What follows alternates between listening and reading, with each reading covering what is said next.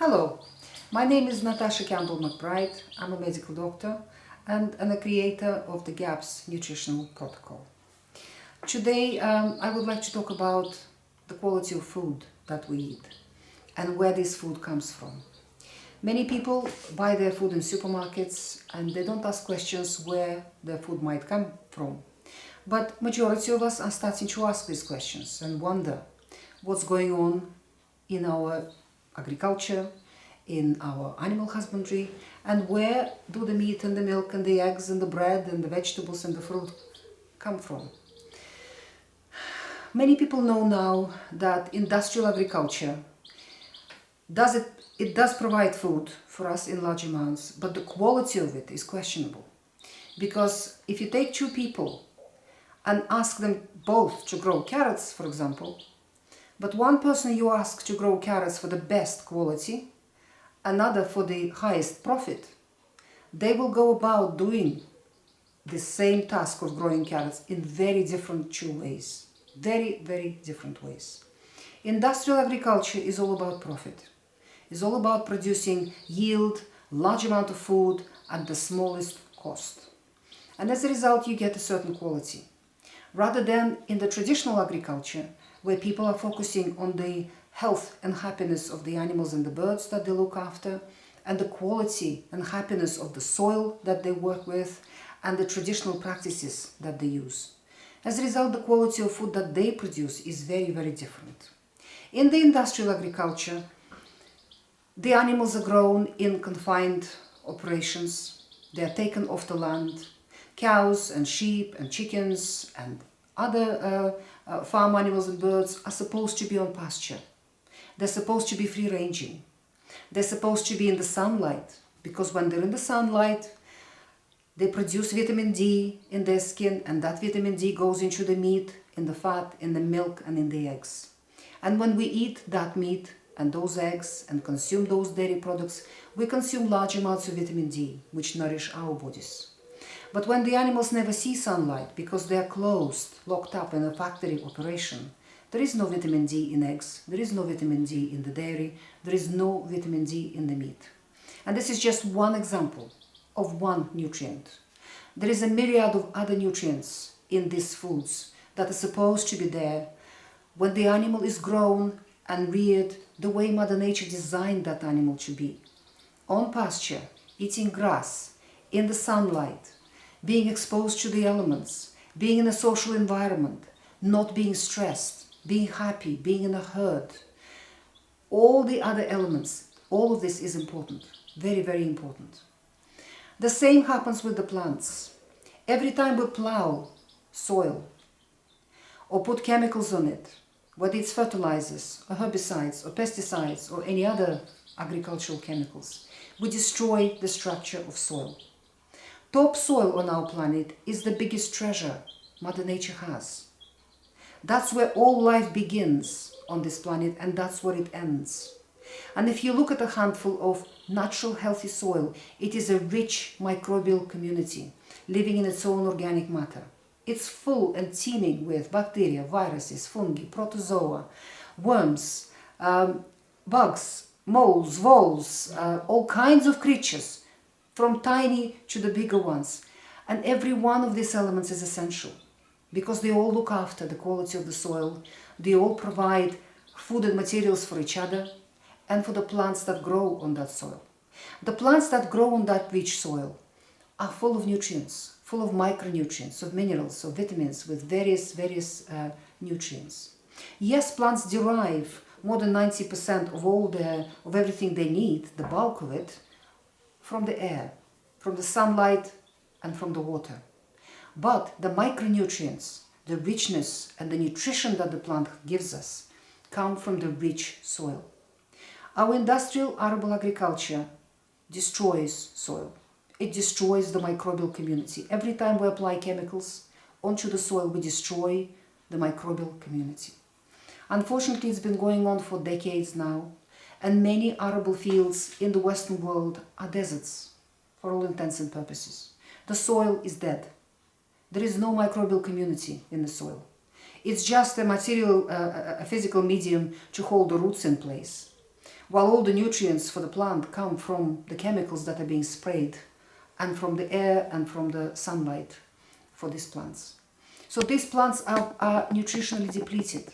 They do not have the micronutrients, the nutrients that your body requires to eat from those plants. So every time you eat bread, every time you eat any kind of grains, fruit, vegetables, beans, lentils, any other plant matter, you're eating agricultural chemicals, and it is a nutritionally poor food. That is what our industrial agriculture produces. That's what it provides us with. The interesting fact is, however, that more than 75% of the large population of humans who live on this beautiful planet are not fed by industrial agriculture. The industrial agriculture wants us to think that they are the ones that are feeding the world. Not at all. 75%, thereabouts, of the population of the planet is fed by small organic farms, small holdings, small operations, mixed organic farms. Majority of these farms are obviously in the less developed world, in Africa, in Asia, and other less developed world. But even in our first world, industrial Western countries, there are large numbers of these farms. Because in order to produce food wholesomely, the proper natural quality of the food, you have to have a mixed farm. On a farm, there must be everything. You must have cows on the farm, because cows produce the most precious commodity for the soil on the planet, manure. Manure is teeming with microbial life, and it inoculates the soil. It puts all that balanced microbial community back into the soil. It puts life back into the soil. It must have sheep, it must have goats, it must have chickens, turkeys, geese, ducks, bees, and arable as well, and plant gardens and orchards and plant growing. When you've taken a harvest from a piece of land, you've taken a lot of nutrients off that land. You need to return them back in. If you put a herd of herbivorous animals on that land, they will return it back in for you. They will restore the quality and the microbial community in the soil. So you can then again, in a few years, you can come back to that piece of land, plow it again and grow your crop on it. And if the soil is rich like that and periodically inoculated again by animals, by their manure, by their excrements, and by their way of eating grasses, then you don't need to use any chemicals, because the soil will be healthy. That's how people used to farm in the Western world, and that's how 75% of farms in the world are still run, on a rotational basis. You grow a crop, then you put animals on there for a few years. And you grow your crop next year on a field where animals were for a few years. And you rotate and you move things around your farm that way, where the plants are grown and the animals are there and chickens are free-ranging and geese are free-ranging, and all of that works together because animals are put on this beautiful land to create topsoil. We cannot create topsoil without them. They are the creators of it. Research has shown a very interesting fact that all deserts on our planet are man-made. Every desert, Sahara, Gobi, Australian desert, and all the other deserts in the world. And the largest tool that the humanity has used to create these deserts is arable agriculture. Growing grain, growing bread, producing wheat, producing all the other large crops that humanity wants to produce.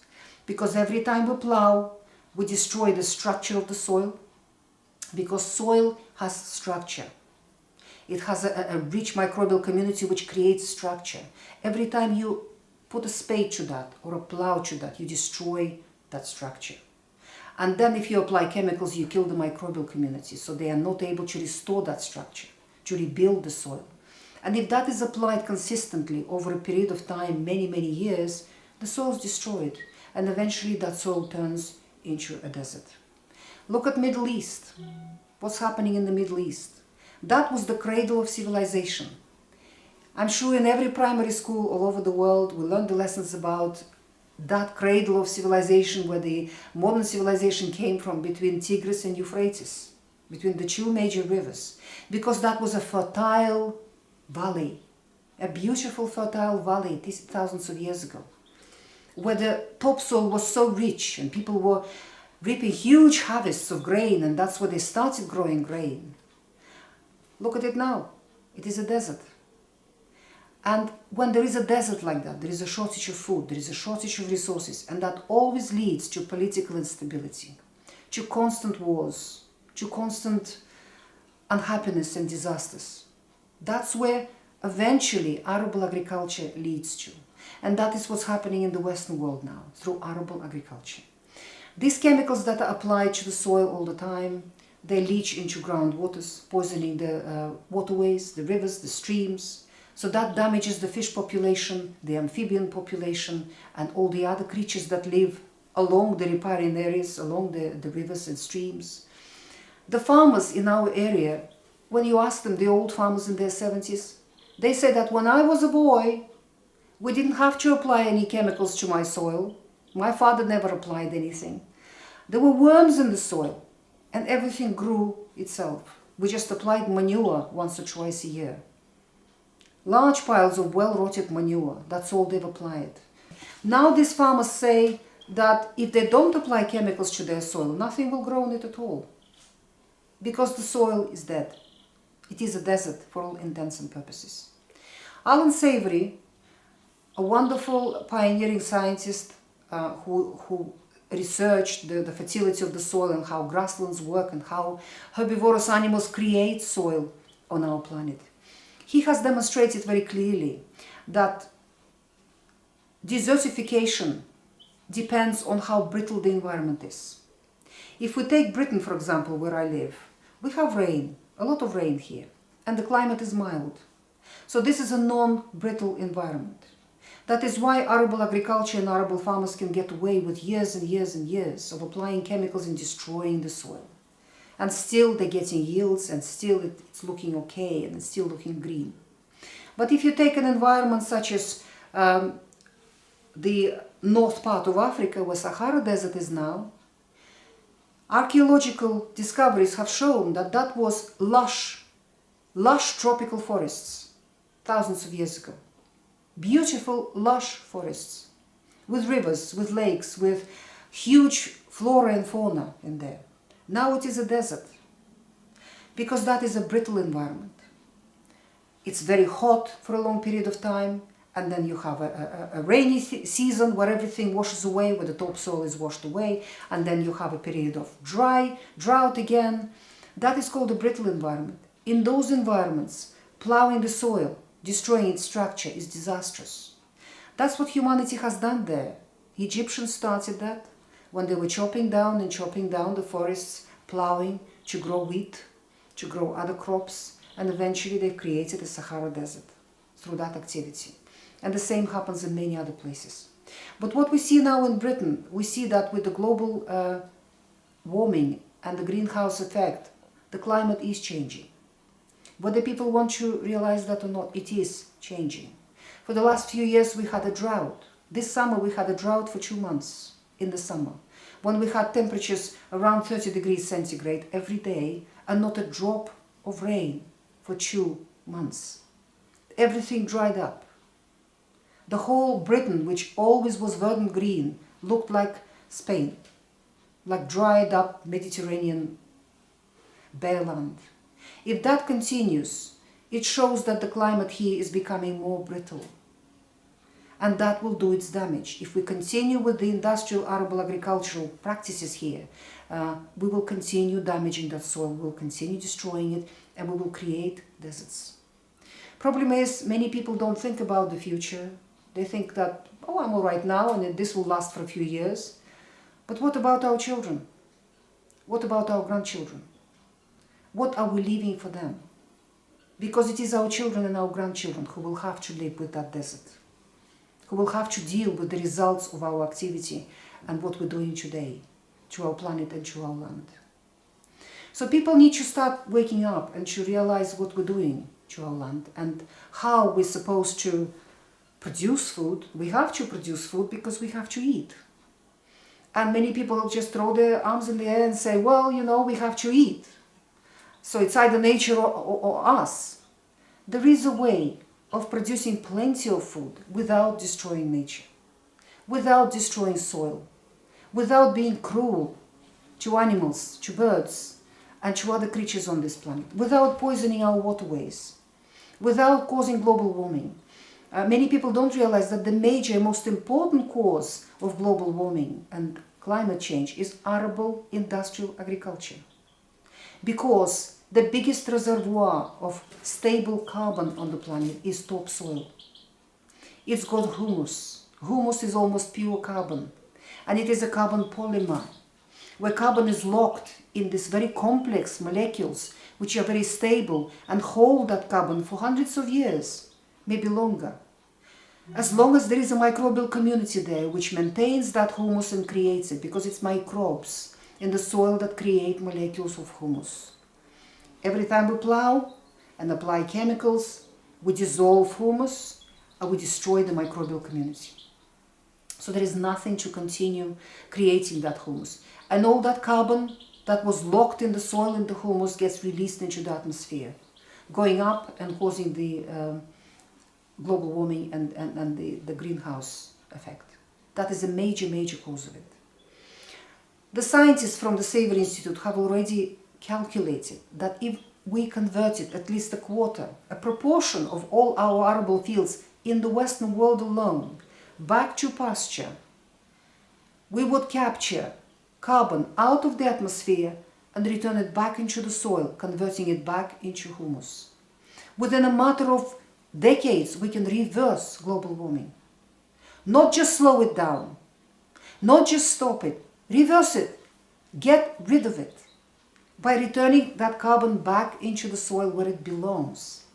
The only way to do that is by taking our animals and birds out of prisons where we put them, out of confined factory operations, and putting them back on the soil.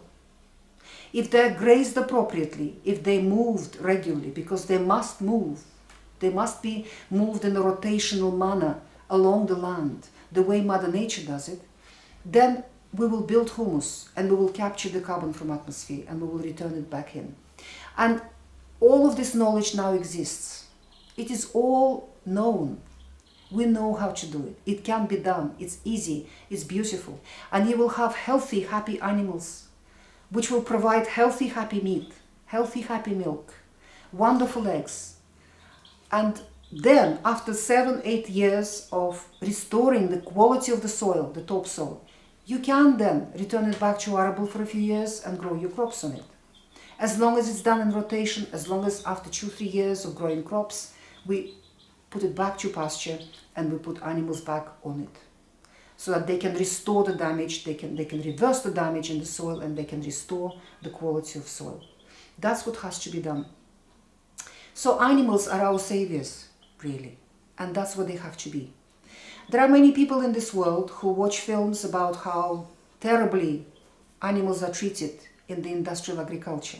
And it is absolutely appalling and unacceptable. It is cruel, it's inhumane, the way pigs are treated, the way chickens spend short, miserable lives in cages, the way cows are given grain and other inappropriate foods which make them sick, the way it all works in the whole of industrial agriculture. And many of these people turn to vegetarianism.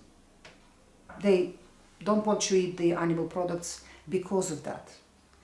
But by doing that, is that the right way to fight that system? Is that the right way to deal with that system?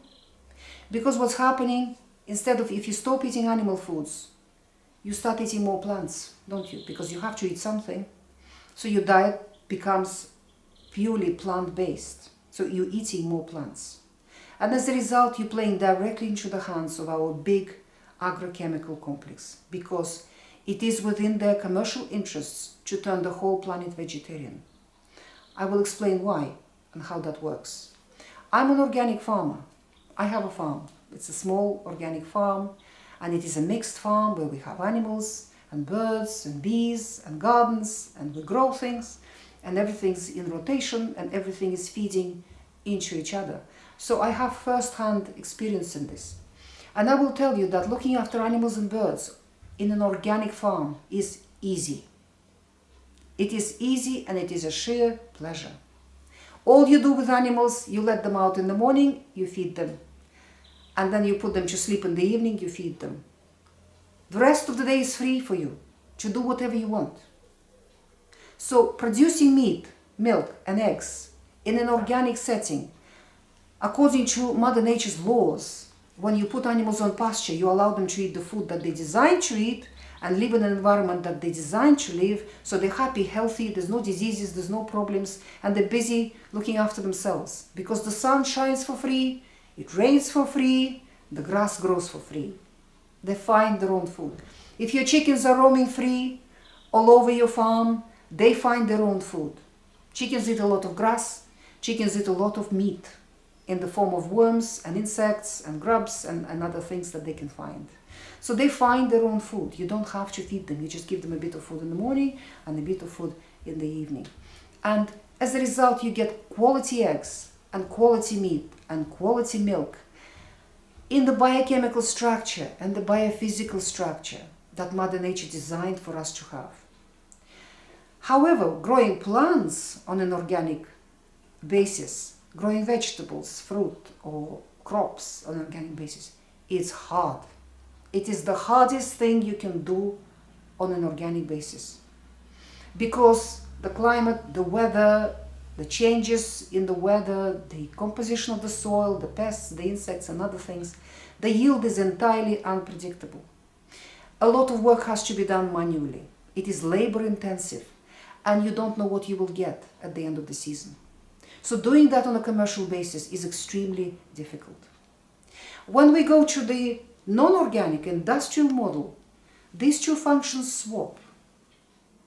Producing plant matter, yield of grain and beans and soybeans and vegetables and fruit is easy in an industrial model because the scientists have worked it all out very well, the agronomists have worked it out beautifully, and they just give you a structure that works.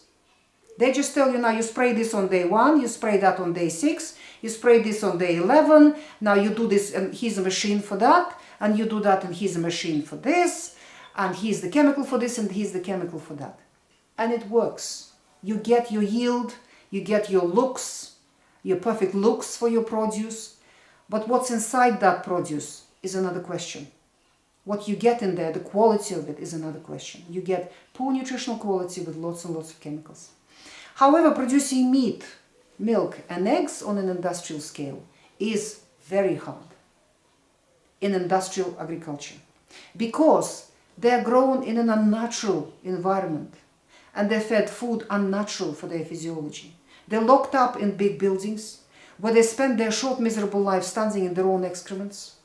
When you walk into any of these industrial farms and you can't just walk in there because there are gates and it's all closed, the first thing you will see in the building are rows and rows of refrigerators full of drugs, pharmaceuticals, antibiotics, steroids and other chemicals that they have to give routinely to these poor animals and birds because they don't survive without these drugs. Because they live a completely unnatural, miserable, short lives. Eating food that is inappropriate for them, feeding grain to herbivorous animals and to birds exclusively is wrong for them.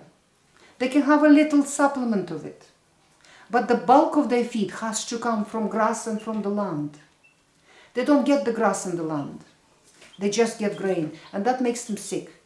And the quality of meat that they produce is poor because a sick animal will give you sick milk and sick eggs and sick meat. And that's the kind of produce you get in the supermarkets because most of it comes from industrial agriculture. On top of that, the way these animals are slaughtered, the way it's all handled is very cruel and is appalling, absolutely appalling. Where in an organic sector, that is the easiest thing to do. The easiest thing to do. That is why the industrial agriculture doesn't like producing meat, milk and eggs. It's hard work for them. It's heartbreaking because these are human beings who work in that industry. It's expensive because of all the drugs they have to use and all the veterinary care they have to use and all the artificial feed they have to produce for those things. And the government is upon them with their regulations and the veterinary standards are very high. So it is a very, very difficult area for the industrial agriculture to produce meat, milk and eggs. And it isn't profitable. It isn't as profitable. However, to produce fields and fields and fields of grain and sugar beet and rapeseed and soya for you is easy for them and profitable, and most of these crops are subsidized by Western governments. They get subsidies, these farmers. That is why they make profits on these things. So as far as the industrial agriculture is concerned, which is run by agrochemical complex, by chemical companies which produce all the chemicals, and which work with the scientists who dictate to the farmers how to grow this stuff, and the same complex produces all the machinery that is necessary for spraying these chemicals, for plowing, for tilling, for doing all these other functions. It's all machines, machines, machines, and chemicals, chemicals, chemicals. That is easy for them and profitable. So as far as the industrial agriculture is concerned, they would love everybody on this planet to become a vegetarian, a vegan, to stop eating meat, milk, and eggs, and to just eat their plants. Because if that happens, if majority of people on the planet become vegetarians, their profits will go through the roof, and they will grow and grow and grow. It is in their best commercial interests. So when you have watched a film about how badly chickens are treated in a factory operation, or how badly pigs are treated, and you decide to become a vegan and vegetarian, what you're doing, you become an activist for the destruction of the planet, because you are feeding into the coffers of the industrial agrochemical complex. You're doing exactly what they want you to do. You eat more plants. It is not possible to feed even one vegetarian for a year out of an organic garden. I'm telling you that as an organic farmer. And if you ask any other organic farmer or organic, even a person who has got a small organic garden, it is not possible to feed even one vegetarian entirely out of your organic garden. Because producing organic vegetables is hard. It's huge amount of work. It is huge amount of labor. And the yield is completely unpredictable. You don't know what you will get at the end of the year. Because things just happen and your carrots don't grow. And you don't know why. Or your beans didn't grow, or something else didn't happen, or you got some insects coming out of nowhere for some reason because there is an arable field not far away, and they've messed up the local ecology, and a particular insect bred out of proportion this year, and it came to your garden, and you don't get that crop that you plan to get.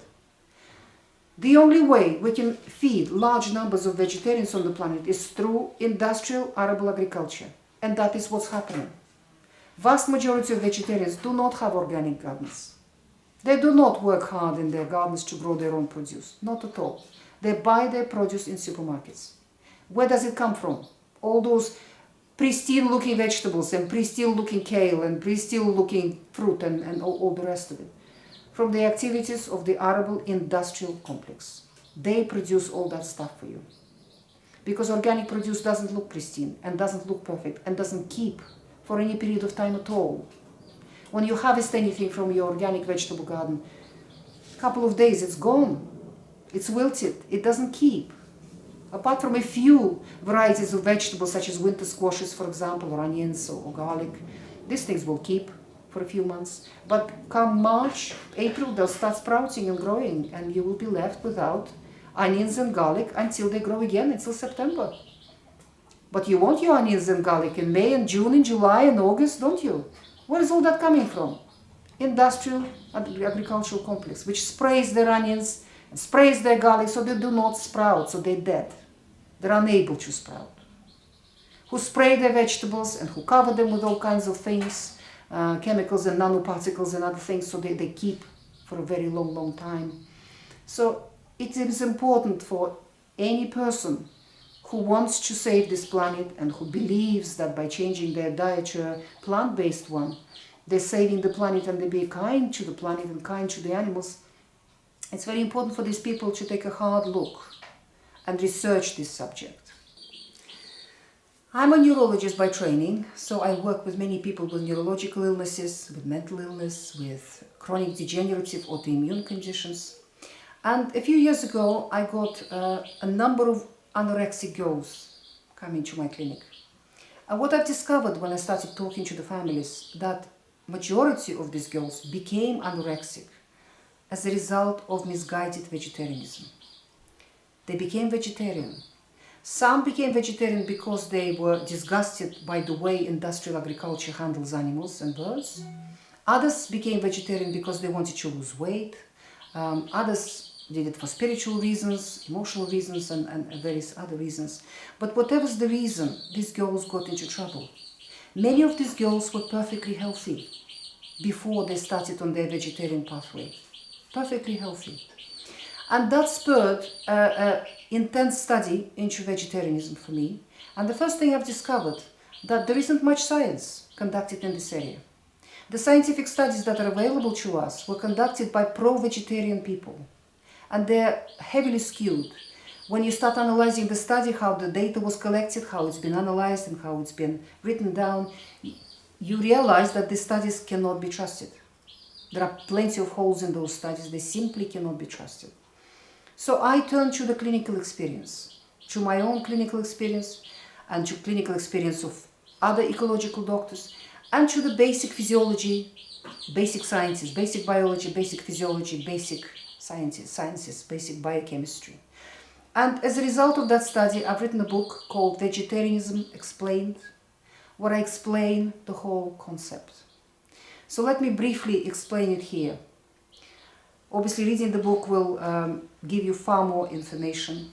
I have written a book in an easy-to-understand language because majority of my patients were teenagers or youngsters in their early 20s.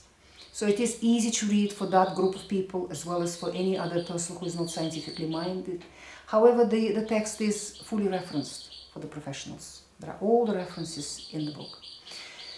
So, everything, all energy on our beautiful planet Earth is recycled, apart from new energy that comes from the sun.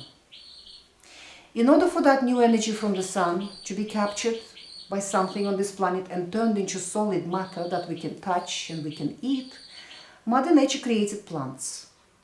They have photosynthesis, so they capture the energy of the sun, the sunlight, and turn it into chlorophyll, into solid green matter that we can touch and we can eat. A plant in your garden can double in size on a nice sunny day. That's how efficient plants are at converting sun into solid matter. In order then for something else to consume the energy of the sun in the form of plants, Mother Nature created herbivorous animals. Cows and goats and deer and giraffe and antelope and all the other herbivorous animals. And in order for these animals to be able to digest the plant matter and derive nutrition from it, Mother Nature gave them a very special digestive system called rumen. It is a large, very large 4-stomach or 3-stomach chambers full of microbes. Because the scientific fact is, from chemistry, the only things on our on our beautiful planet that can digest plants fully are microbes. No other creature on the planet can really digest plants. Only microbes can. They have a wonderful ability to break down fiber, break down starch, to cleave off minerals, cleave off vitamins, to turn the whole plant mass into something that another animal can benefit from. And that's the fact that Mother Nature used when it's designed the rumen of a cow. It's not the cow that digests the grass that she eats. It's the microbes in her rumen that do that. And in order to work with the rumen, the cow swallows the same mouthful of grass, apparently 200 times, thereabouts. Somebody actually counted that. She will chew a cud for a bit, then she'll swallow it. Her rumen will work on it and derive whatever nutrients they can take out of that mass. Then she'll regurgitate that. And she'll chew it again, and then swallow it again, and that 200 times. It's called chewing the cud. That's why cows are chewing all the time. All herbivorous animals are chewing all the time. In order then for something else to benefit from the sunlight in the form of herbivorous animals, Mother Nature created the next group of creatures on the planet, and that is a group of predators and omnivores. And we human beings belong in that group. We do not have a rumen. We have a small stomach. When we swallow food, it lands into that small stomach. And if that stomach is healthy, it virtually is sterile. It virtually has no microbes in it because it produces hydrochloric acid. And the acidity in the stomach can go below 2, below 1 in pH when we are hungry. That's an extremely hostile environment for any kind of microbe. But the only things that this hydrochloric acid can unravel and digest properly, and other digestive juices that the stomach produces, such as pepsin and other digestive factors, the only things that this mixture of hydrochloric acid and pepsin can digest are meat, fish, eggs, and milk. They really unravel that structure, they break it apart, they break it into nice little chunks, and then that digested mass passes out of the stomach into a few meters of intestines, where the bulk of absorption of the food happens in the human being. That's where we absorb our food. The only things that can be absorbed in there is something that digested properly up in the stomach. And that is again meat, fish, eggs, and dairy. Plants are indigestible for the human beings. We chew them, a little bit of digestion happens with the saliva. Unfortunately, many people don't chew for a long time. People used to chew much longer. So whatever happened, in the mouth, and then this chum lands in the stomach, and plants have to just sit there and wait. They do not get digested to any large degree in the stomach. Then they land in the intestines. Whatever the intestine can extract from the plants, maybe some juices, maybe some vitamins, maybe a few minerals and other things, but the bulk of the plant is indigestible for the human digestive system. It goes through the intestine all the way down into the bowel. The bowel of us humans is where the majority of our gut flora lives, where the majority of the microbes live, and it is the equivalent of the rumen in the cow in us. That's where the plants can really get digested a little bit, and we can derive something useful out of them. The problem is, in the cow, her rumen is at the beginning of her digestive system. When she swallows the food, that's where the food lands. In us humans, it's at the end. The cow, her rumen breaks down the plant matter perfectly, digests it perfectly first, and then that matter lands in the intestine and goes through the meters of intestines and where the absorption of the nutrients happens. In us, by the time the plants reach our equivalent of the rumen, the bowel, the absorptions all happened higher up. That is why the foods that feed the human body and build our physical structure, your heavy brain, your heavy heart, your heavy lungs, your muscles, your bones, your physical structure of your body, the bricks and mortar that your body is made of, comes from foods which properly digested in the stomach and then were absorbed properly in the intestines. And that is meat, fish, eggs, and dairy.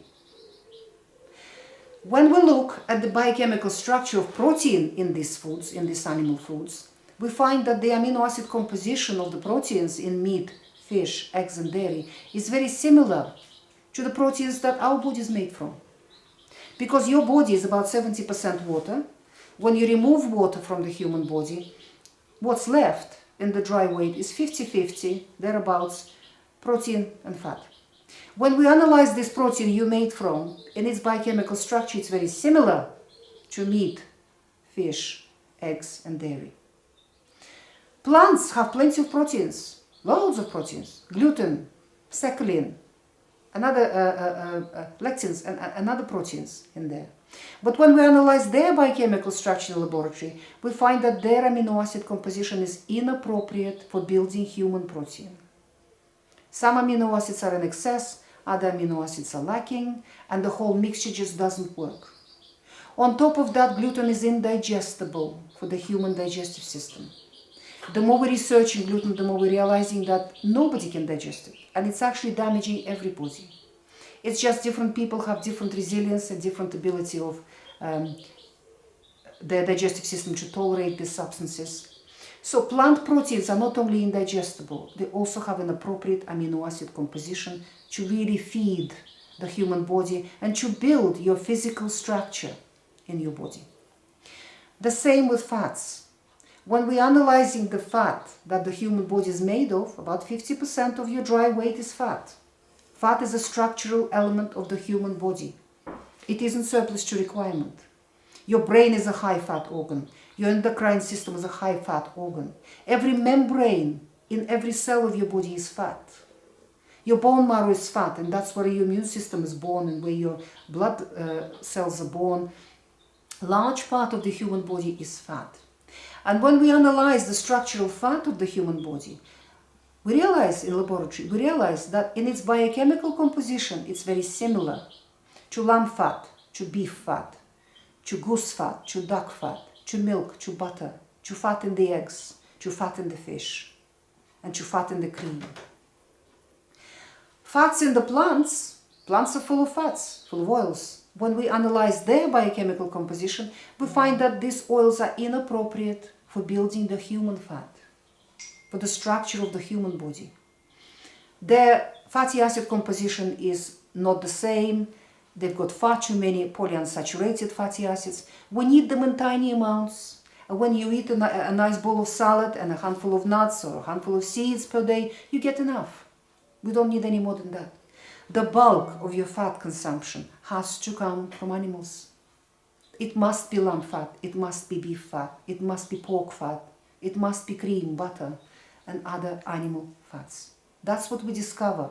That is the basic sciences. That is the basic biochemistry. Many pro-vegetarian books give these tables to you saying, well, you know, plants are full of this vitamin and that vitamin and this protein and that thing, and it's all good for you. What these books don't tell you, that in a laboratory, when we take the plant matter to a laboratory and chop it up and process it there and to extract all these nutrients, the methods and chemicals that we can use in a laboratory, your human body doesn't possess those methods and doesn't possess those chemicals.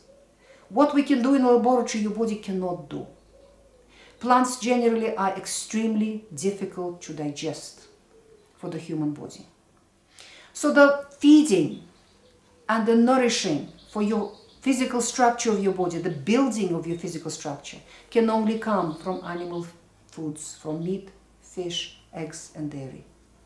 So what are the plants for? Why do we eat them in the first place then, the plants?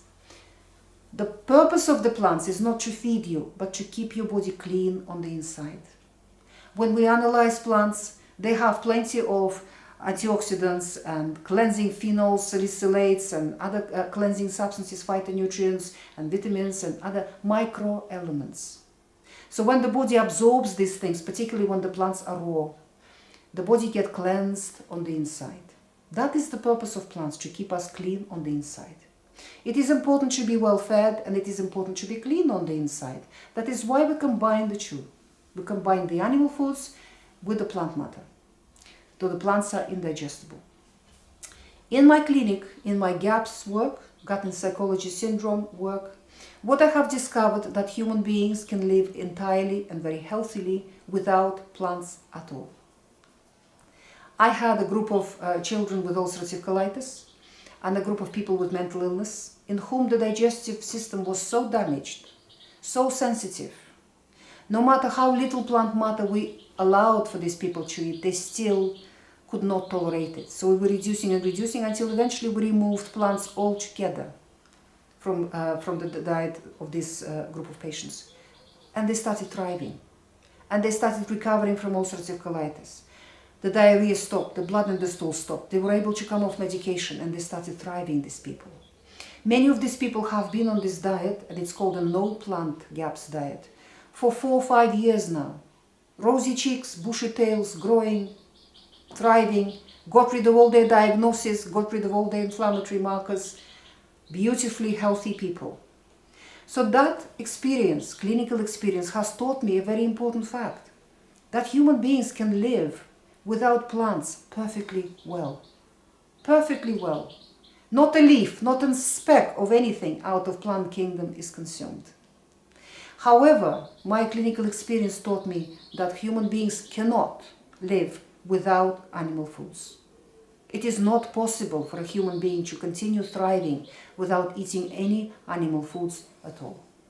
Many people point to India when vegetarianism comes as a subject, saying, oh, in India they're all vegetarians and always have been vegetarians. Not true. I went to India several years ago, and the guide there told us that Hindu pilgrims who travel half across the country to their sacred sites, part of their pilgrimage is a 41-day fast. So next day, as it happened, I came across a group of these pilgrims. They wear special black clothes with a golden brim. And a group of them sat on the beach where I was, and I started talking to these people. Thankfully, in India, pretty much everybody speaks English, so we were able to converse. And I've asked these people, I said, as I understand, part of your pilgrimage is a 41-day fast. What kind of fast is it? Do you just drink water, or are you allowed to eat something? And these people said, oh yes, it's a fast, and it's so hard, it's so difficult. You know how they bob their heads, the Indians? How difficult. And I said, so what is it? What are you allowed? And they said, well, we're only allowed to eat. Listen to this.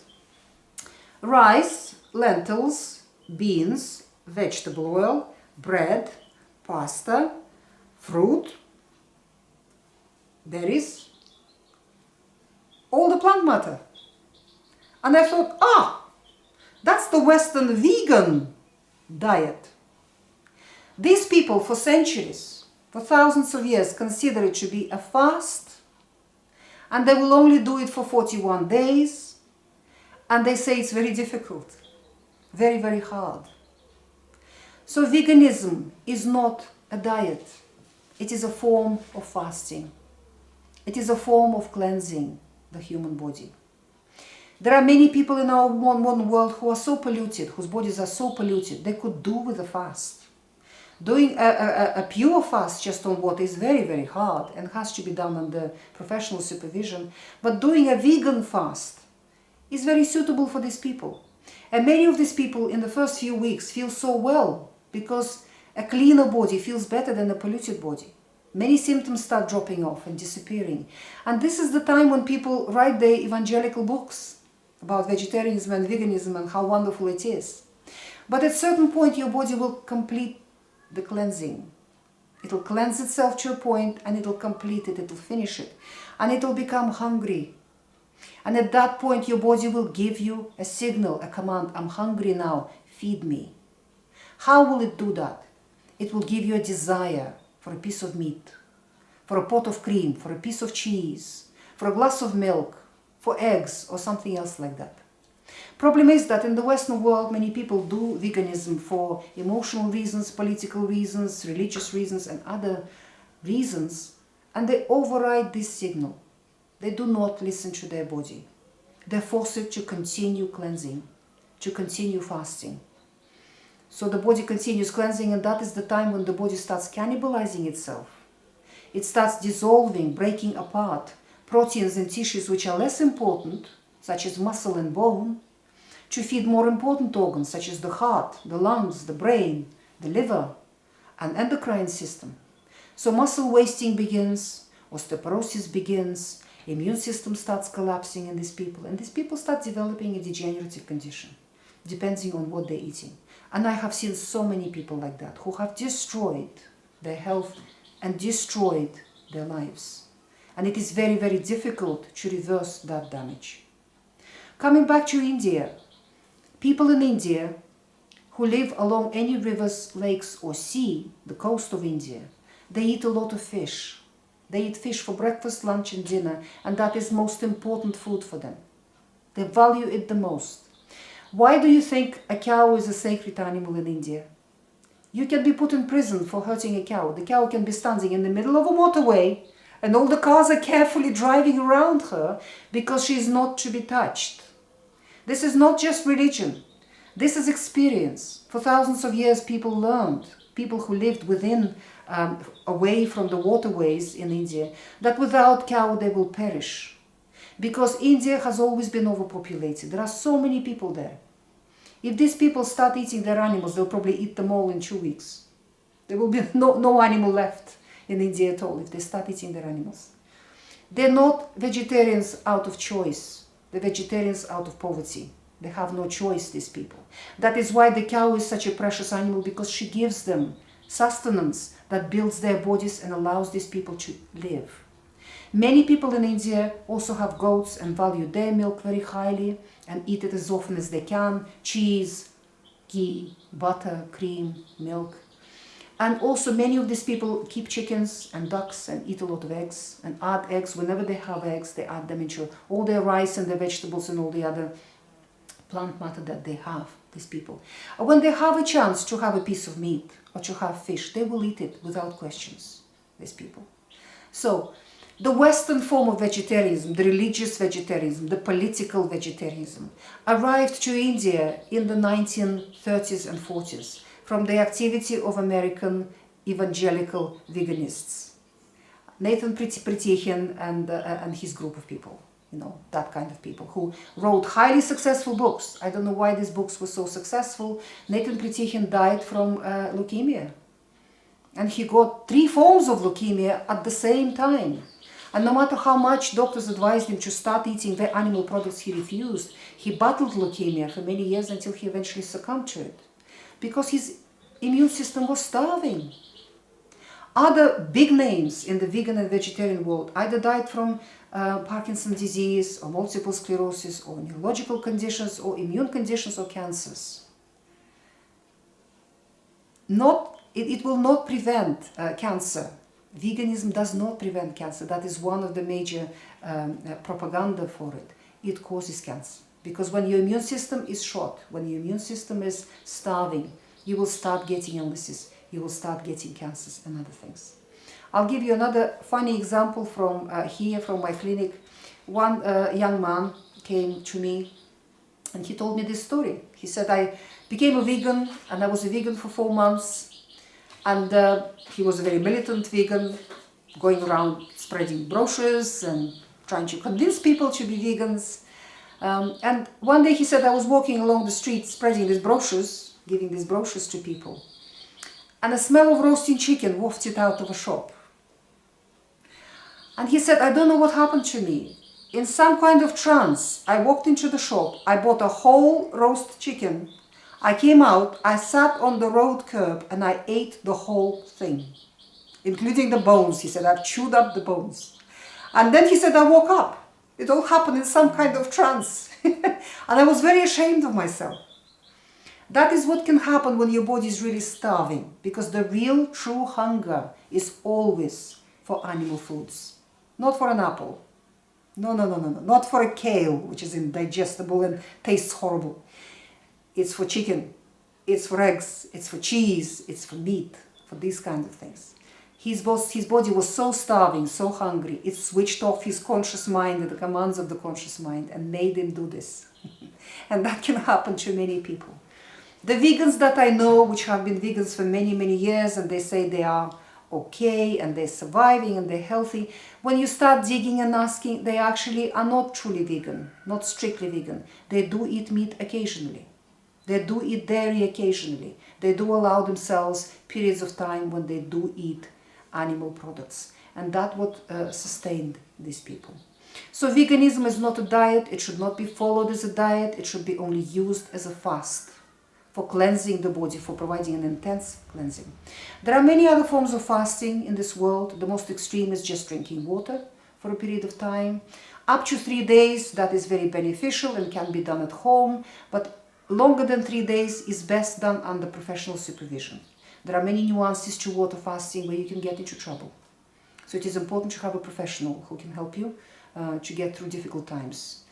There are many, many other forms of fasting. There's a juice fast, when you drink 12 glasses of juice per day, and that's called a juice feast, you know, when people cleanse very intensively, and there are books written on this subject.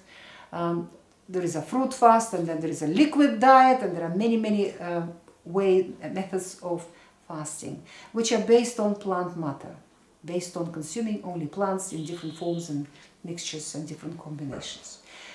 But in a sustainable way, to live your life and to enjoy it, we must eat animal products to feed and build our human bodies, and we eat the plant matter in order to cleanse. So what is in our food? If you look at eggs on your supermarket shelves, the yolk is yellow, isn't it? Where does that yellow come from? If the chickens are free-ranging on grass, the yellow color comes from carotenoids in the grass itself. But chickens which are grown in a confined operation or which are not free-ranging, the yellow color, they don't have grass. There are no carotenoids in there. The yellow color comes from a dye, from a chemical yellow dye that is added to their feed. That's where the yellow color comes from. Because if these chickens were not given this color, then the yolks will be so pale they'll be unacceptable for people to eat. The same with meat. Because people ask for lean meat so much, the pigs are given special hormones and special chemicals to reduce the amount of fat. They are killed much younger, and they fed high proportion of soya. And 95% or more of all soy production in this world is genetically modified. So even in Europe, where many countries do not allow genetically modified foods, the animal feed allows that. So the soy that's in the animal feed for pigs and cows and chickens and all the other animals has genetically modified soya. And all the genes from that genetically modified soy and all the other problems coming from there will go into the meat, in the milk, in the eggs, and you will be consuming them. That's what it will be coming into you. Another very important factor is the slaughter of the animals. The quality of the meat, of beef and pork and lamb and other animal meat, depends on the content of glycogen in the muscle. How much glycogen there is in the meat. That depends on how the animals were handled prior to being killed, prior to being slaughtered. If the animals had a very stressful time being loaded into the trailer, then traveling a very long distance to the abattoir, and then the ordeal that they go through the abattoir, all the stress hormones that flood the animal's body, and all the jostling and pushing and shoving and anxiety and all the other things that the animal has to go through, depletes the glycogen in their muscle. And as a result, the quality of the meat goes down dramatically in these people, particularly in pigs, particularly in the pork. There are many other things that happen when the body is flooded with steroid hormones, with stress hormones. The stress hormones that flood the animal's body prior to slaughter, they spoil the quality of the meat in the animal. Do you know how salmon dies and how many other animals die in nature? In order to die, their bodies get flooded with stress hormones. When salmon, going up in the rivers to spawn, to lay their eggs, to produce babies, to produce progeny, after they've done it, the way they are programmed, and it's an amazing natural program, their bodies get flooded with stress hormones, and that kills the fish, that kills the salmon. And the quality of the meat gets spoiled. The color of the salmon changes. If you ask any salmon fishermen, people who know that industry very well and who fish for salmon, they will tell you that at a certain point when the color of the fish has changed, it's unsuitable to eat. Because the stress hormones that flood the body of the fish spoil the quality of the meat. The same happens with the animals when they are loaded in the trailer, when they're transported in the trailer. Many pigs are transported to the abattoirs for hours and hours in huge trailers, where pigs are piled on top of each other in 5, 6, 7 layers. Imagine what a pig feels, which is at the bottom layer. Her legs are probably broken, her spine is probably broken from the weight and from what's going on. The amount of stress, the amount of suffering that these animals go through. And then they arrive in the abattoir and whatever happens there, and quite often at the abattoir, big abattoirs, these lorries have to wait for many hours before they're unloaded, before the animals are unloaded. That spoils the quality of the meat. It used to be in all the countries that every village had its own small abattoir. Every butcher had a little abattoir in the backyard where they could take a few animals per day, slaughter them, and handle the meat right there and then, to minimize the travel of the animal, to minimize the stress of the animal.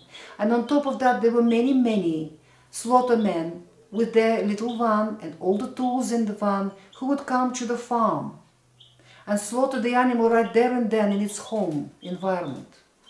So to completely eliminate any stress to the animal. So the animal doesn't have to travel anywhere, doesn't have to change the environment, doesn't have to even know what's coming until the last moment.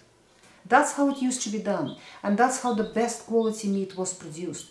Because if an animal dies happy in its home environment without knowing what's coming until the last moment, the glycogen is preserved in the meat.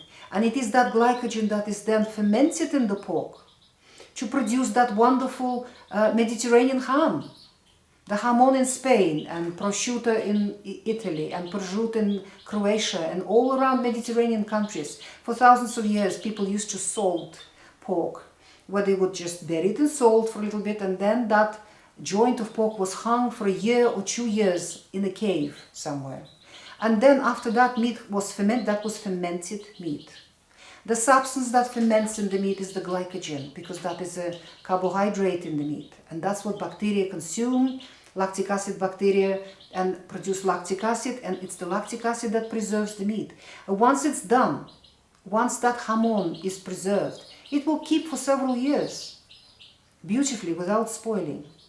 That was a traditional practice, and there are many, many beautiful recipes of all traditional sausages and hams and prosciutto and pancetta and all the other wonderful recipes. That's how it's been done. In order to do that, you have to slaughter the animal in its home environment, so there is no stress to the animal whatsoever.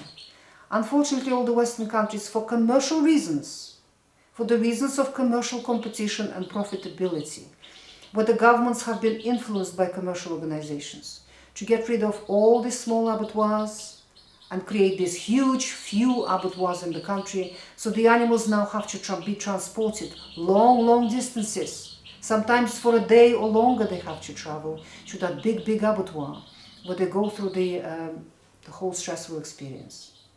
And that doesn't work, it spoils the quality of the meat. So there is no choice for humanity. In order for us to preserve our health, in order for us to produce proper quality food for ourselves, there is no choice but to go back to old traditional practices, to small mixed organic farms, where we have the animals and the birds and the plants and the crops, where everything is at the same farm and everything is used in rotation to sustain the quality of the soil, to sustain the quality of the pasture, to have happy animals, healthy animals and birds living in their natural habitat. Only that what is going to sustain us and continue with humanity. What I see in my clinic with the more than 30 years now of practicing as a medical doctor, what I see and what the conclusion that I come to is the conclusion that many other ecological doctors are coming to, that humanity is self-destructing. It is a fact that many people are starting to talk about. Why do we say that? Why are we talking about? I work with autistic children. When I started working as a medical doctor, we were diagnosing 1 child in 10,000. Today, in the English-speaking world, we diagnose 1 child in 35, 36. And scientists have already projected that curve further. By 2020, sometime within that period of time, in between 20 and 30, we're going to be diagnosing 50% of our children autistic. And that curve is not going to stop there. It will continue climbing. Half of our children very soon will be autistic. The other half is not healthy either, because all the other conditions that children are suffering from nowadays are gaining epidemic proportions. Hyperactivity, dyslexia, dyspraxia, diabetes type 1, rheumatoid arthritis, allergies, autoimmune illnesses, all kinds of illnesses, asthma, eczema, all kinds of illnesses in the children. Very soon there will be no healthy children at all. And many of these children already do not outlive their parents. The Western world is already burying many children, particularly in the last 5 years, where a growing proportion of parents have to go through the grief of burying their own child, because the child had such poor constitution and was ill most of the child's life. The proportion of these children will be growing all the time. On top of that, we have an epidemic of infertility in the Western world, epidemic of cancer, epidemic of various other illnesses, chronic illnesses. So what is happening? Humanity is self-destructing. Many of these sick people and these sick children, when they grow up, are not going to produce children. I know many families whose family line has stopped because the children were not able to produce grandchildren for their parents. They were too ill. They had mental illness, they had physical illnesses, they had autoimmunity, they had all kinds of problems. And that family line has stopped. It did not continue. At the forefront of this self-destruction is the white population of the world, English-speaking countries and Europe. Closely behind them are countries with less developed economy, but who are clamoring to reach the economic prosperity of the first world, and they will catch up very soon. And behind them all the other countries who are acquiring our civilization, our ways of producing food, our ways of eating, our ways of living, our chemical usage, and all the rest of it. It probably will take 100 years or more for the whole of humanity in the world to start dying out and to reduce its numbers dramatically. So the process is actually kind, because every individual human being has a comfortable life in this world and would live whatever they would live, but there will be no children. No healthy children to start with, and then eventually no children at all. So the proportions of races on the planet will change, as the white population of the planet, as being the most economically developed, industrially developed, will be self-destructing first, while other parts of the planet and other countries are still producing plenty of healthy children. So the proportions of races on the planet will change. So what's going to happen to humanity after a large proportion of people are not able to produce progeny anymore, are not able to produce children anymore in a few generations? The people who will continue producing progeny are people who now have to learn the hard lesson that you cannot continue abusing our planet the way we've been abusing it. We cannot continue producing food in the industrial way. We cannot continue eating carelessly, just buying whatever's available. That we must cook, that women must go back to the kitchens and start cooking for their families, because there is no other way of having a healthy family. These are the families of people who now have sick children, or who have sickness in the adults, who have sickness in the family, and they were not prepared to live with that. They were prepared to dig the root up, to dig down to the root, to find out what exactly is causing it, and who came to the conclusion that they must cook, and that they must find those mixed organic farms nearby in their environment, and buy their food exclusively from those places. Or many of these people bought a piece of land themselves and started farming themselves, started producing their own food. Or these people started growing at least their own plant matter and got a few chickens in the backyard. Consciousness is changing. The way people understand and see the life on our planet is changing. And it's those families who transformed and who came up that spiral of evolution higher on a different level. Their children who grew up on a farm with organic natural food, where mother is cooking, and who taught her children to cook, and who understand the value of food and understand the value of clean living, natural living, according to the laws of Mother Nature, not abusing Mother Nature. Those children will grow up and they will have enough capacity to produce healthy children themselves. And their children will be able to produce children. So those family lines will continue, and they will continue with the human race on the planet. So the human race will have to go on a new level of understanding, new level of evolution. And it's GAPS families who are learning that lesson now, and families with other sickness, and many other movements where people start looking for better food and for different food, and who start looking into agriculture and into farming. It's those human beings that are getting enlightened and learning the hard lesson. So I think that's a good process. It'll take some time. It is a slow process. It's not very rapid, but that is what's happening, and that is what we see. Any comments? Okay, I guess that's pretty much wrapping it up, but any comments on specific foods and what they add, just so the listener or the viewer can know what a horrible thing they're doing when they buy a ding dong at a supermarket and go home and eat it, or buy some processed food and they go home and eat it. Any examples you can think of that will, help people make this decision in a wise way? The major tool of humanity's self-destruction is processed food. No matter, putting aside the farming and how the food was produced. That piece of meat or that a handful of grain, or that sugar beet, or something else, when it's then hauled into a factory and chopped up and cooked and boiled and chemicals and pressure applied and solvents are applied and it's all dried up and regurgitated and separated into different powders and different concoctions, and then these things are mixed up together, a few chemicals more added for flavor and color and whatever else, and then nicely packaged and presented to us as food. That is the number one killer of humanity. The number one maimer and the main cause of every degenerative disease on this planet, mental or physical. Processed food. So any human being who is just beginning on this journey and is trying to get the first fact, what should I make? What is the first change I need to make in my lifestyle? Remove all processed food. Processed foods are not designed to make you healthy. They're designed to make somebody wealthy. They're designed entirely for profit.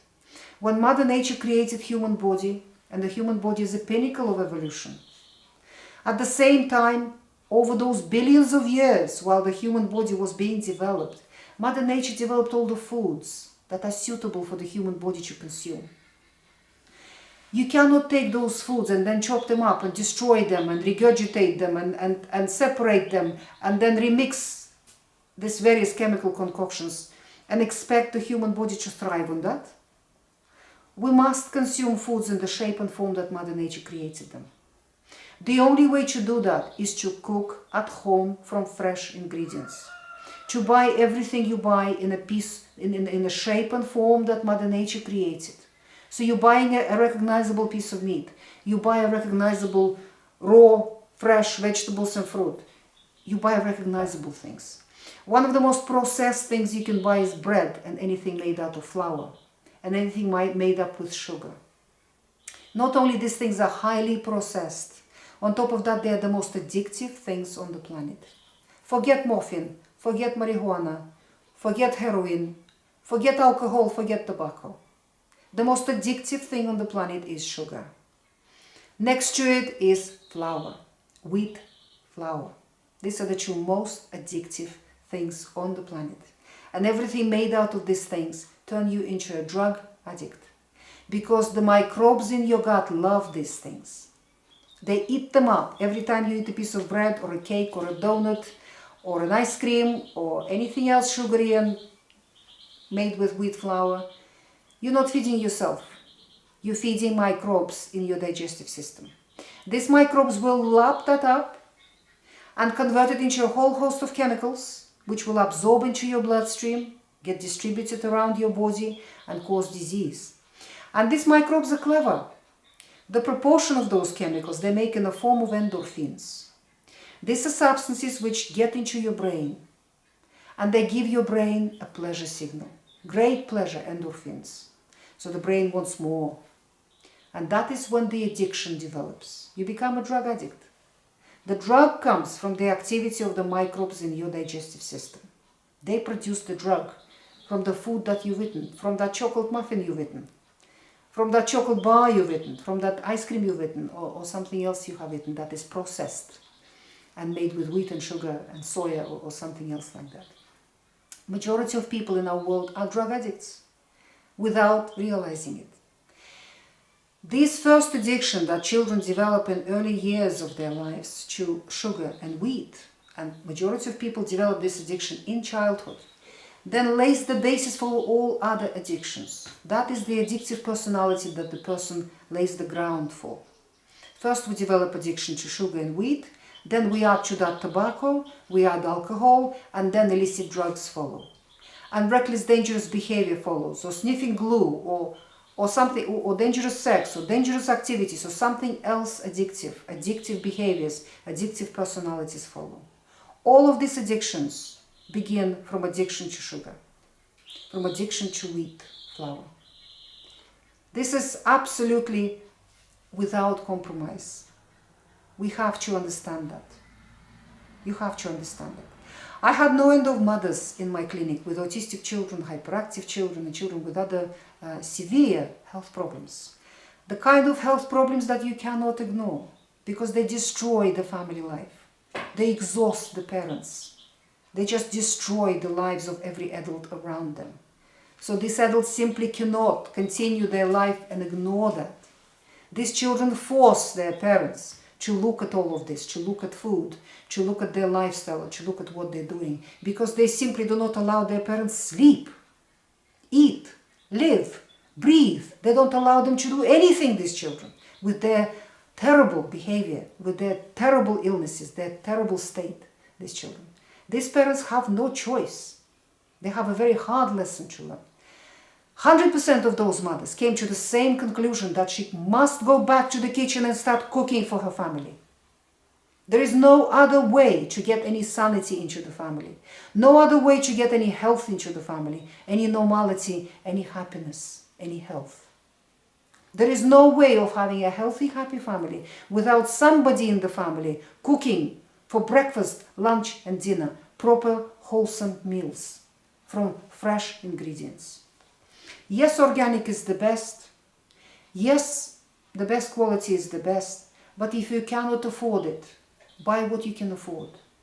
Make friends with people who grow their own vegetables. Drive around your city. Don't buy food in a supermarket. Supermarket is the worst place to buy food. The worst place.